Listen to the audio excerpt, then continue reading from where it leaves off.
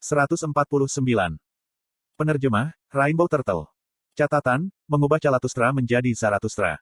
Yo Jong-hyuk adalah yang berikutnya dan dia menikmati popularitas yang belum pernah terjadi sebelumnya. Bahkan ada suara di lantai 2 ketika dia keluar. Rasanya seperti saya mendengar nama, Eden, jadi saya tidak tahu bagaimana rasanya. Yo Jong-hyuk. Raja Agung terbaik. Datang ke nebula kami. Ada sedikit waktu tersisa sampai story Succession. Saya duduk di lantai pertama dan memperhatikan sebentar. Saya harus mewaspadai semua rasi bintang, terlepas dari apakah mereka kelas atas atau kelas naratif. Saya tidak mencari orang yang dapat diandalkan. Ada alasan Dionysus menyuruhku untuk tidak mempercayai siapapun. Jadi, saya tidak mencari seseorang yang dapat diandalkan, tetapi seseorang yang bisa saya gunakan. Iris mendekatiku dan membuka mulutnya. Saya bisa memprediksi apa yang akan dia katakan. Saya memperingatkannya terlebih dahulu sebelum dia membuka mulutnya. Jangan terburu-buru jika kamu ingin bertahan hidup. Ya, wajah kosong Iris menjadi heran ketika dia melihat ke udara. Beberapa rasi bintang kagum dengan penilaianmu. Beberapa konstelasi mensponsori 5.000 koin untuk Cider. Ada panel di langit-langit yang memperbesar wajah Iris. Iris memerah dan rasi bintang yang menonton terkekeh. Iris bergumam. Semua yang difilmkan. Adalah naif untuk berpikir saluran akan dimatikan setelah memasuki dunia rasi bintang.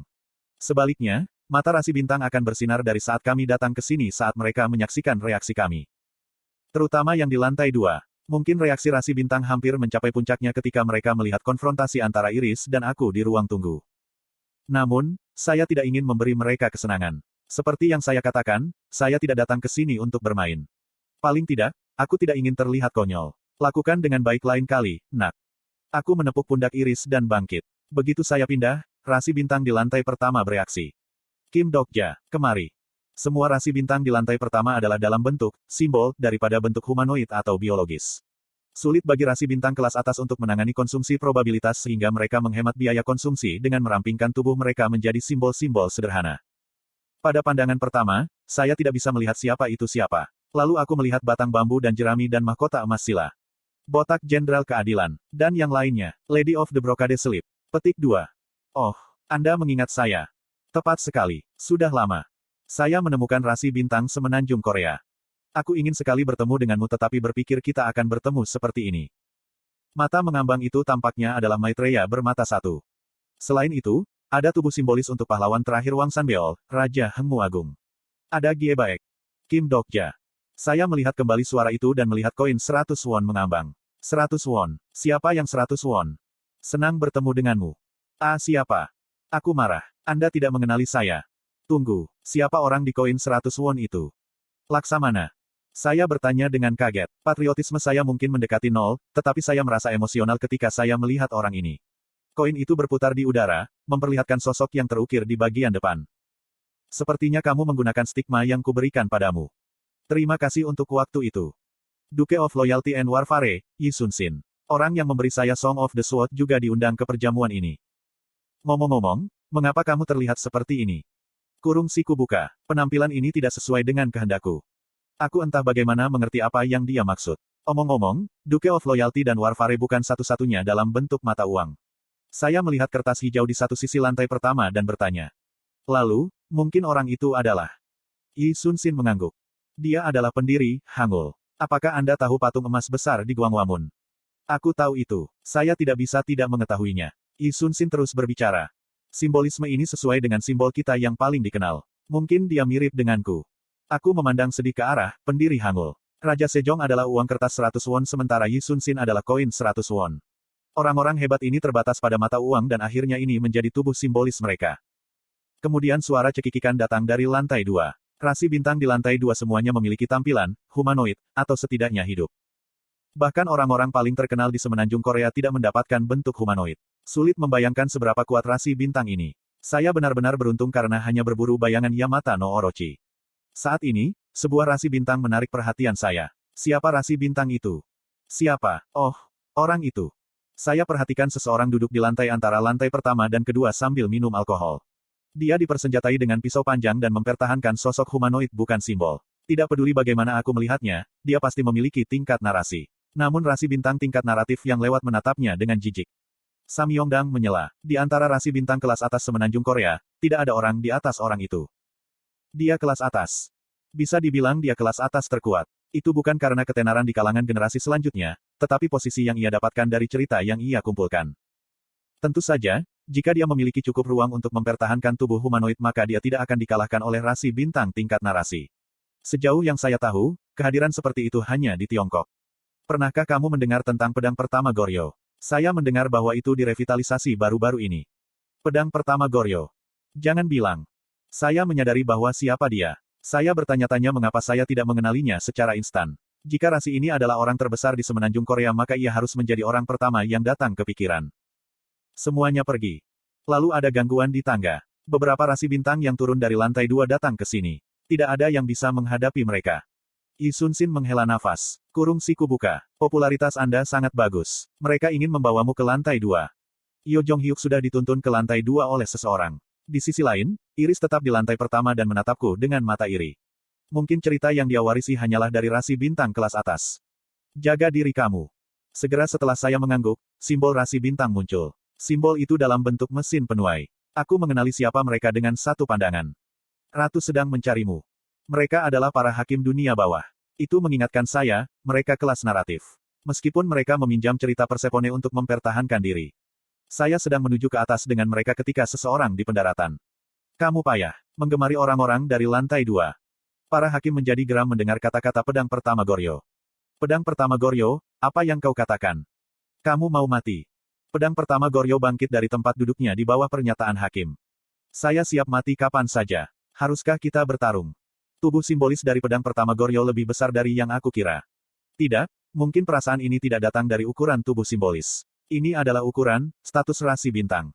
Jangan bodoh. Parasit rendahan yang hampir tidak terikat pada akhir sebuah narasi. Aura yang menakjubkan ini membuat perhatian rasi bintang 1 dan 2 fokus di sini. Para hakim tampak agak malu tetapi tidak bisa mundur dengan mudah karena kesombongan mereka. Mata pedang pertama Goryeo bersinar. Dia sepertinya akan segera mengambil nyawa ketiga hakim. Dia melihat melampaui mereka pada rasi bintang tingkat narasi bertindak seperti bangsawan di lantai 2. Olympus, Eden, Veda, saya tidak tahu mengapa Anda datang ke desa sekecil itu, tetapi alangkah baiknya jika Anda tidak meninggalkan pelayan Anda di sini. Suasana lantai 2 menjadi intens setelah kata-katanya. Tidak peduli seberapa kuat pedang pertama Goryeo, mereka tidak dapat menanggung ejekan konstelasi kelas atas. Saat aula perjamuan akan menjadi perkelahian di antara rasi bintang. Berhenti. Sebuah suara sejati yang kuat mendominasi seluruh ruang perjamuan dan suasana dengan cepat tenggelam. Hakim, jangan lakukan hal yang tidak perlu. Dan pedang pertama Goryeo, kamu tidak boleh terlalu kasar. Dengan nada dingin, para hakim mulai membimbing saya lagi sementara pedang pertama Goryeo duduk dengan ekspresi tidak puas dan mulai minum. Saya melihat pemilik suara itu. Seperti yang diharapkan, itu adalah ratu dunia bawah. Kekuatan Persepone tidak diketahui tetapi dia adalah istri dari salah satu dari 3 kepala Olympus karena suatu alasan. Mungkin di antara rasi bintang tingkat narasi yang datang ke sini hari ini, Persepone adalah di antara yang teratas. Sudah lama, Kim Dokja. Persepone yang saya temui masih tampak seperti Yosangah. Dia benar-benar bibi pendendam. Apa kabar? Kamu melakukan sesuatu yang tidak berguna di Tartarus. Haha. Saya mengangkat bahu dan melihat rasi bintang di sekitar saya. Lebih sulit untuk mengatakan siapa rasi bintang ketika mereka memiliki tubuh humanoid bukan tubuh simbolik. Simbol dapat membangkitkan nama rasi bintang. Saya juga bisa melihat Sage besar Equal of Heaven duduk di lantai 2. The Great Sage Equal of Heaven menatapku sejenak sebelum memalingkan wajahnya. Apakah kepribadiannya awalnya seperti ini? Setelah sedikit lebih lama, pengaturan lantai 2 menjadi akrab dan saya sepertinya mencari tahu kam. Olympus berbasis di sekitar Persepone pusat, Veda ada di barat dan mereka yang tidak berada di nebula atau berada di nebula kecil ada di utara, termasuk Sage besar, persamaan surga. Akhirnya, mudah untuk mengenali Eden di selatan. Itu karena sayap, malaikat yang sangat cantik mengedipkan mata padaku. Dia adalah malaikat berpakaian seperti iblis dalam gaun rendah hitam. Tunggu sebentar, seperti iblis. Tepat sekali. Apakah dia malaikat itu? Tiba-tiba aku penasaran. Mungkin rasi bintang itu. Ratu dunia bawah. Saya ingin menanyakan sesuatu kepada Anda. Petik 2. Apa itu? Apakah rasi bintang yang disebut sekretif plotter datang ke sini? Kurung siku buka. Plotter rahasia. Ekspresi Persepone tampak aneh sesaat. Lalu dia menggelengkan kepalanya. Saya tidak tahu. Lebih dari itu, suksesi kisah akan segera dimulai. Sudahkah Anda membuat keputusan? Ada beberapa rasi bintang yang ingin menggunakan kebangkitan Anda. Aku masih berpikir. Tentu saja, ada beberapa metode yang saya pikirkan. Namun, Persepone sepertinya membaca pikiranku. Mungkin kamu ingin menolak semua orang. Sudah seperti ini sepanjang waktu. Memang, ini adalah pernyataan favorit di saluran saya. Sebenarnya, saya ingin memilih metode ini. Namun, pilihan ini tidak benar. Itu karena semua orang akan memulai sengketa hak cipta. Hak cipta atas sebuah cerita.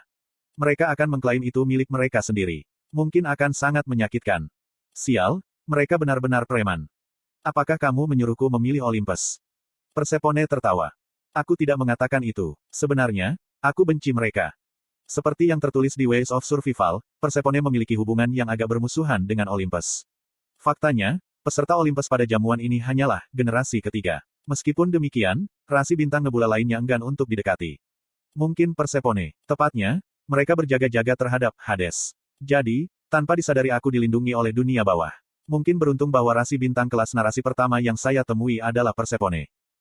Kalau begitu Ratu Nim, menurutmu apa yang harus aku pilih? Veda, atau akankah itu Eden? Mungkin nebula yang berbeda. Petik 2. Persephone menggelengkan kepalanya. Kamu akan mendapatkan musuh tidak peduli siapa yang kamu pilih. Selain itu, musuh-musuh ini akan jauh lebih kuat daripada musuh yang pernah Anda temui. Seperti yang Anda lihat, kisah kebangkitan, membentuk dasar dari mitologi banyak nebula. Menerima satu cerita terkadang berarti menolak yang lain. Persephone menjilat bibirnya seperti dia punya steak lezat di depannya. Mungkin Ratu menikmati situasi ini. Saya merasa sedikit kesal ketika saya bertanya kepadanya. Lalu apa yang ingin Anda katakan? Aku hanya ingin membagikan pikiranku. Pikirkan tentang itu. Apakah ini masalah mengubah mereka menjadi musuh? Itu bukan masalah mengubah mereka menjadi musuh. Akhirnya, seorang Dokaibi pergi ke panggung dan membuka mulutnya. Dari sekarang, suksesi kisah akan dimulai.